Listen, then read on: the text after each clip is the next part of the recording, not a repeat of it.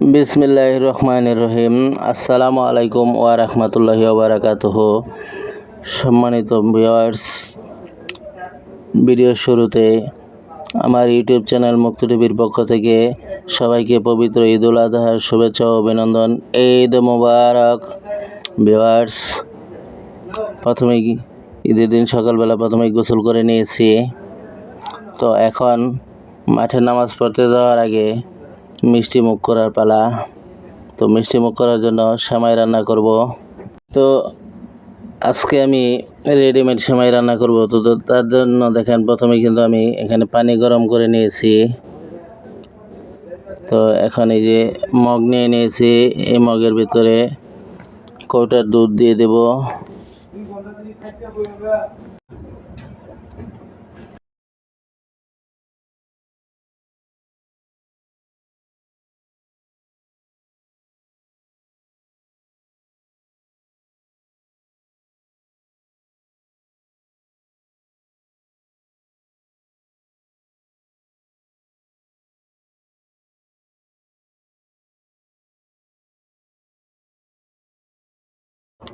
চিনির কোটা, সেমাই আর দুধ সব নিয়ে নিয়েছি।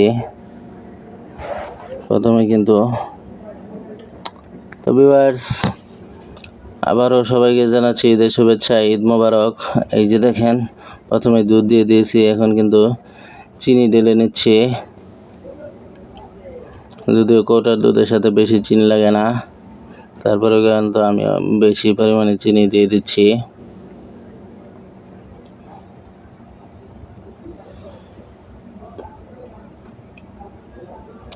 এবার এখানে অ্যাড করব পানি।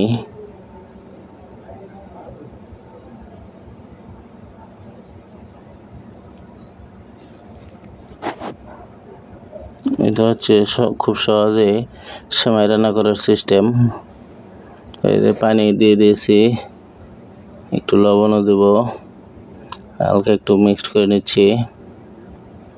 তো ভিউয়ার্স, প্রবাসের ঈদ, গতবার ঈদে ক্যান্টিনে খেয়েছি, এবার কিন্তু নিজের রান্না নিজে করেই খাই। তার জন্য কিন্তু কালকেই গরুর গোশত রান্না করে রেখেছি। পোলাও করব না, শুধু ভাত রান্না করব। তো মাঠে নামাজ পড়ে এসে ভাত রান্না করব। তো এখানে হালকা একটু লবণ দিয়ে দিলাম, কেননা মিষ্টি খাই আর যাই খাই লবণটা তাতে লাগবেই। লবণ ছাড়া পরিপূর্ণ স্বাদ হয় না। এখন সেমাই দিয়ে দিচ্ছি। এটা খুব সহজে রেডিমেড পদ্ধতিতে সেমাই রান্না করা।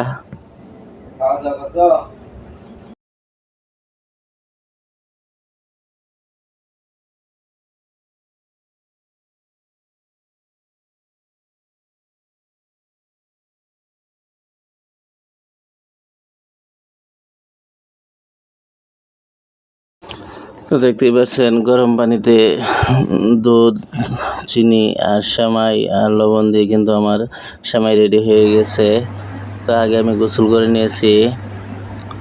এখন এই দেখেন, এই যে সেমাই কিন্তু রেডি। এখন সেমাই খেয়ে আমি মাঠে নামাজ পড়তে যাব।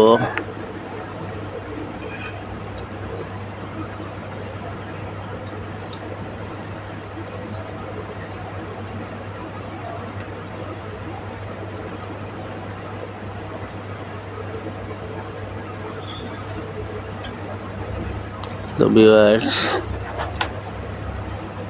কার ঈদ কেমন কাটলো এবং কে কোথায় ঈদ করলেন অবশ্যই কমেন্টে জানাবেন।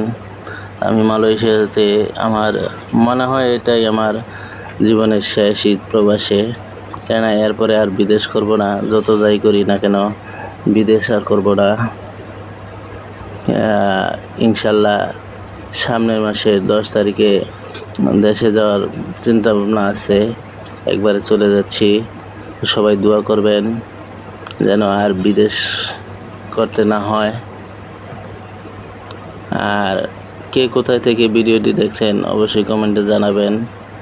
দেখেন প্রবাসের ঈদ, আগের বার তো ক্যান্টিনে খাবার খেতাম, সেখানে সেমাই হতো, পোলাও হতো, মাংস হতো।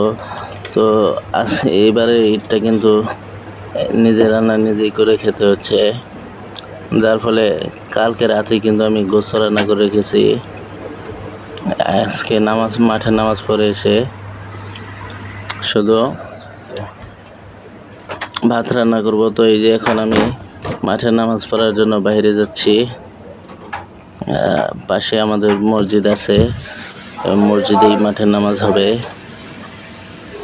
তো সবাই দেখতে থাকুন, আর ভিডিও ভালো লাগলে লাইক কমেন্ট ও শেয়ার করে দেবেন। এই যে ইমাম সাহেব হুজুর কিন্তু খুতবা দিচ্ছে।